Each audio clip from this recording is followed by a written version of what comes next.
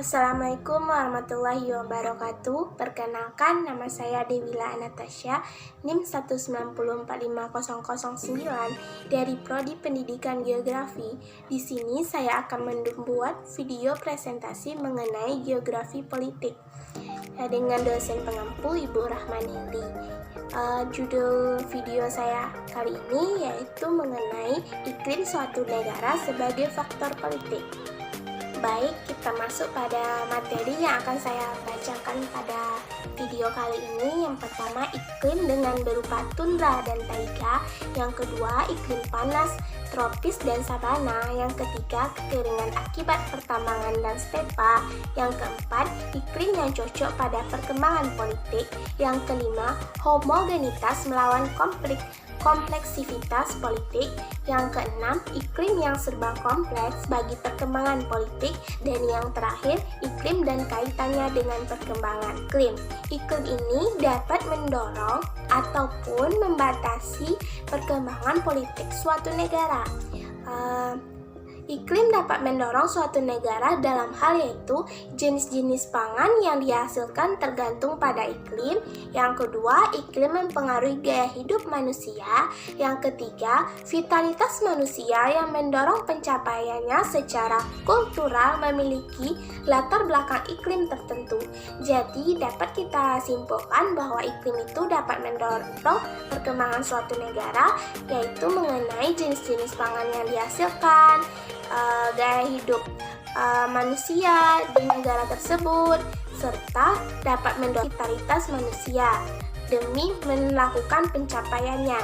Kita memahami apa saja iklim dapat mendorong perkembangan politik suatu negara. Kita dapat juga mengetahui selanjutnya iklim juga dapat dijadikan batas atau mengenai perkembangan iklim suatu negara. Hal ini dipengaruhi dengan adanya iklim di bumi, yaitu iklim yang dingin, panas, dan kering yang bersifat membatasi bagi tempat tinggal manusia serta perkembangan politik yang ada di negara tersebut. Selanjutnya kita masuk kepada kaitan antara iklim dan politik, yaitu kaitannya dapat kita simpulkan kekuasaan politik ternyata juga berkaitan dengan politik suatu wilayah yang ada di suatu negara, yang fungsinya dapat bersifat positif maupun negatif bagi negara tersebut. Misalkan, wilayah negara-negara yang memiliki iklim sedang cenderung mengalami progresif yang lebih cepat dibanding wilayah yang mengalami iklim dingin yang terlampau dingin atau panas yang terlampau panas dan iklim kering. Maka perkembangan pada iklim yang cenderung sedang mengalami progresif yang lebih cepat dari negara yang beriklim kecuali tiga tersebut. Iklim dapat membatasi perkembangan suatu politik suatu negara. Iklim yang pertama yang dapat membatasinya, yang pertama yaitu iklim dingin. Kita masuk ke ciri-ciri iklim dingin ini. Iklim dingin merupakan zona iklim yang terlampau dingin terdapat di wilayah kutub maupun pegunungan-pegunungan tinggi. Yang kedua, pada umumnya tanahnya dingin, beku karena tertutup oleh salju maupun es. Yang ketiga, hanya bagian tepi atau ujungnya saja yang memiliki kemungkinan musim semi. Musim semi yang dialami ini dalam jangka yang pendek dengan tumbuhan yaitu seperti rumput dan lumut dingin. Iklim dingin ini terbagi menjadi dua, yaitu tundra dan taiga. Tundra adalah daerah yang memiliki suhu atau cuaca terdingin di permukaan bumi ini. Berasal dari kata Irlandia yang artinya daratan tanpa pohon. Tundra berupa padang rumput dan tidak dapat dimanfaatkan oleh penduduk yang banyak karena iklim dingin tersebut, dan hanya bisa digunakan untuk beternak hewan yang ada di daerah kutub seperti rusa kutub. Iklim yang terdingin di permukaan bumi ini ada beberapa keuntungan yang dimiliki oleh negara yang memiliki iklim tundra. Yang pertama yaitu sumber daya mineral yang dihasilkan berupa batu bara dan silver bar.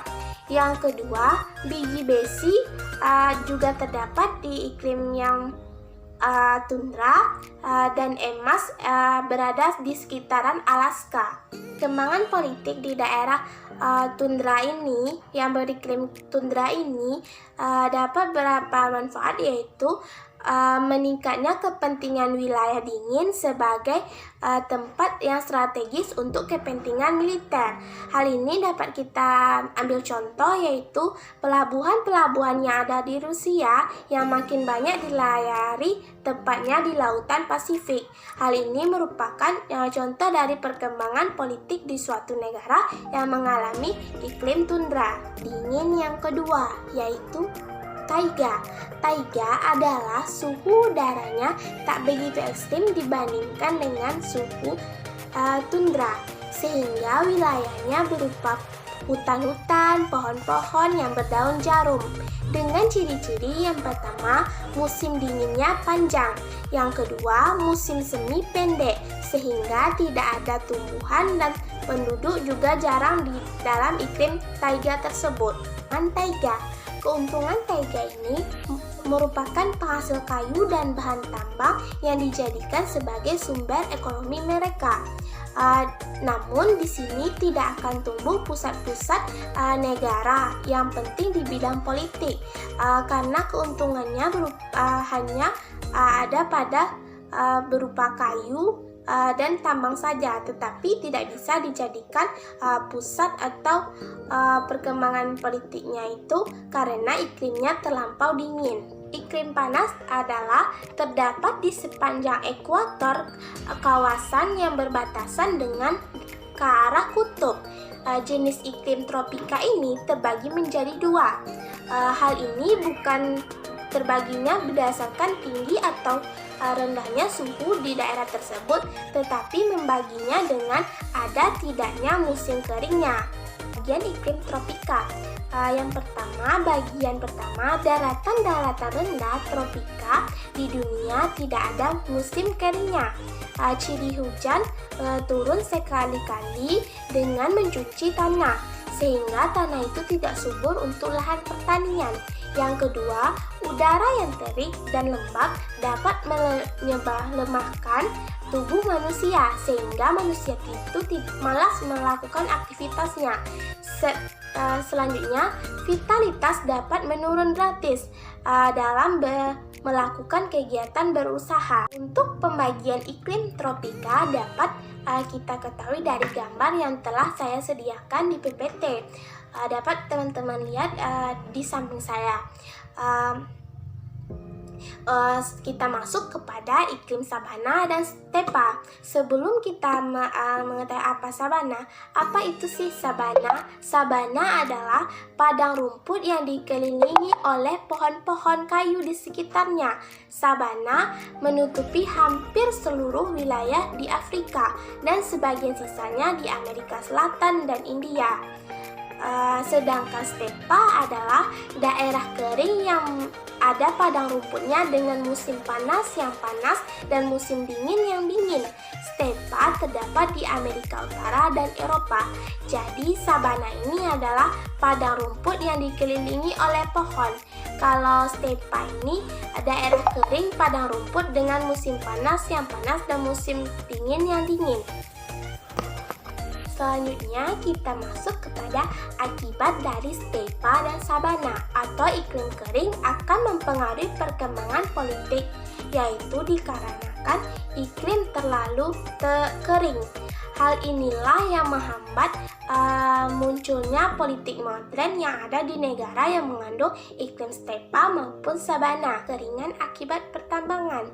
Selain kekeringan akibat pertambangan, kita dapat mengetahui wilayah-wilayah gurun yang ada bahan tambangnya dengan hasilnya yang banyak dapat melahirkan kekuasaan politik. Hal itulah yang menguntungkan bagi daerah yang memiliki daerah pertambangannya.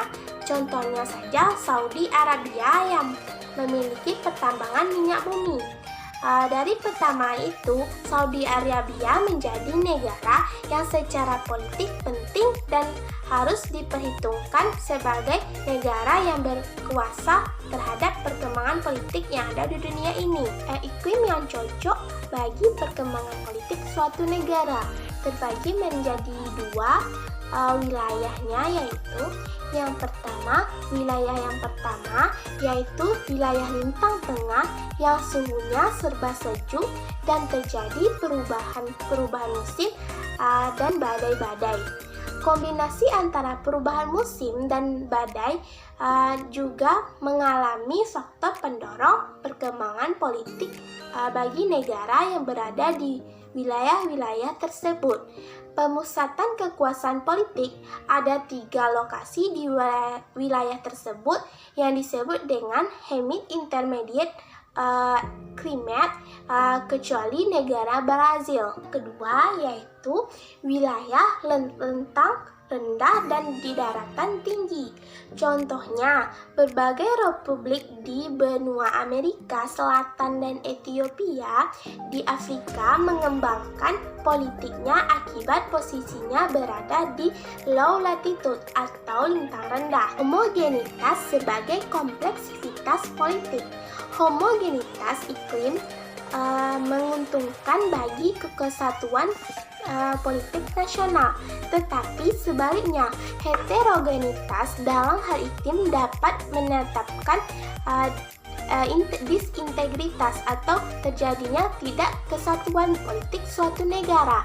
Hal ini yang memiliki wilayah luas terdapat beberapa tipe iklim dan banyak iklim yang bervariasi. Tetapi salah satu tipe iklim menjadi suatu yang kompleks, maka terjadi campuran antara tipe-tipe iklim di negara tersebut. Dapat kita ketahui kaitan antara iklim dan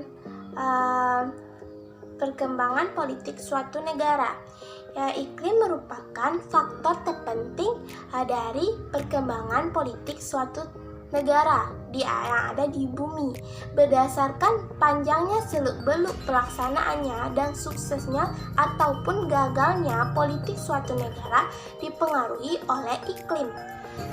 Pada masa peperangan contohnya, iklim harus diperhitungkan baik pada segi front dalam maupun dalam segi front yang di luarnya.